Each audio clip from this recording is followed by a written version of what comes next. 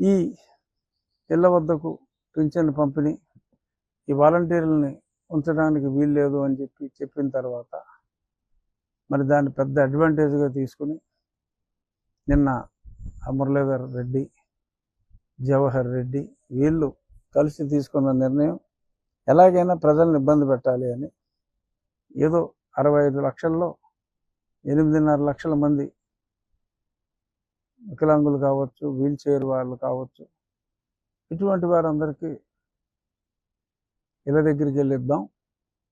మిగిలిన వాళ్ళు ఎంత ముసలి వాళ్ళైనా 80 సంవత్సరాల వాళ్ళైనా సెక్రటేరియట్, విలేజ్ సెక్రటేరియట్ దగ్గరికి వచ్చి అక్కడి నుంచే తీసుకెళ్లాలని చెప్పి ఒక దరిద్రపు ఆలోచన.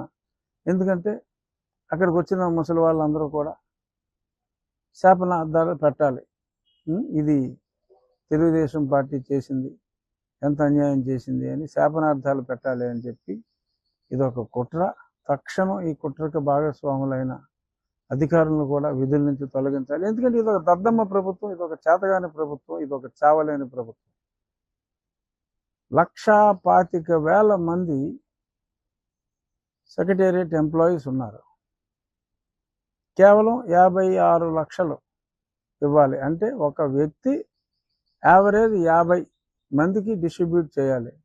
ఒక వ్యక్తి ఒక రోజులో 50 మందికి ఇవ్వలేడా? 1,25,000 మంది ఉన్నారు కదా, 50 మందికి ఒక్కొక్కడు వెళ్ళి ఇవ్వలేడా? దానికి వీళ్ళు చెప్పిన ఒక స్టూపిడ్ లాజిక్ ఏంటంటే, మరి ఇల్లు అడ్రస్లు తెలియదు కదండి అంటే, అదవల్లారా మీరు అడ్రస్ లేని వాళ్ళకి ఇస్తున్నారా? ఆడిగేలా తెలుస్తుంది అడ్రస్? కాగితం మీద ఉంటుంది కదా అడ్రస్. మీరు పింఛన్ ఇచ్చే వాళ్ళకి అడ్రస్ ఎక్కడ నిక్షిప్తమై ఉండదా? వాళ్ళ హౌస్ అడ్రస్ ఆ విలేజ్లో ఉన్న ఆ ఎంప్లాయీస్ ఆ విలేజ్ని వార్డుల వారీగా ఒక్కో వార్డు ఒక్కొక్కరికి అప్పచెప్తే ఆ వార్డులో అడ్రస్ పట్టుకోలేరా? 50 మంది అడ్రస్ ఒక వ్యక్తి పట్టుకోలేడా? బుద్ధుండి మాట్లాడుతున్నారా, బుద్ధి లేకుండా మాట్లాడుతున్నారా మీరు?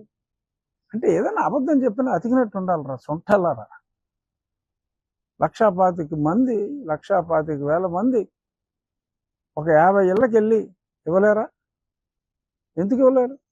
అడ్రస్ పట్టుకోలేరా? ఒక పోస్ట్ మ్యాన్ రోజుకి 50 ఇళ్లలో లెటర్లు వేయట్లేదా? అడ్రస్ చూసుకునే కదా వెళ్ళేది పోస్ట్ మ్యాన్. కనీసం పోస్ట్ ఆఫీసు స్టాఫ్కి ఇచ్చినా సరే ఎఫెక్టివ్గా ఇచ్చేయగలరు. చిత్తశుద్ధి లేదు.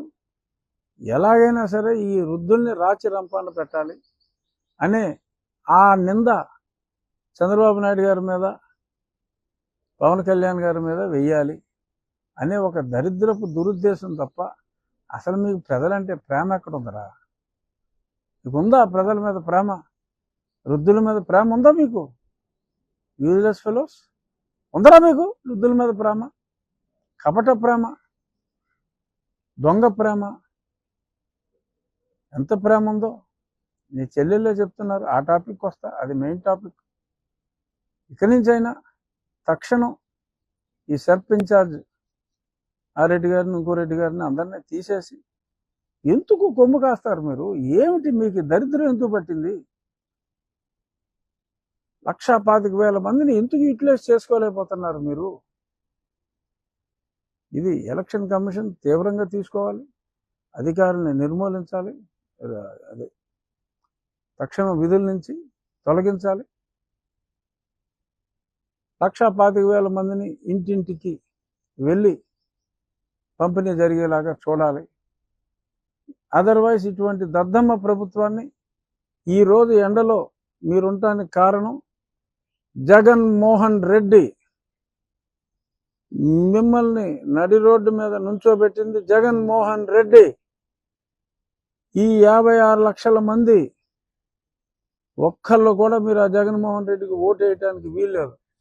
చంద్రబాబు నాయుడు గారు కాదు దీనికి కారణం, పవన్ కళ్యాణ్ గారు కాదు దీనికి కారణం.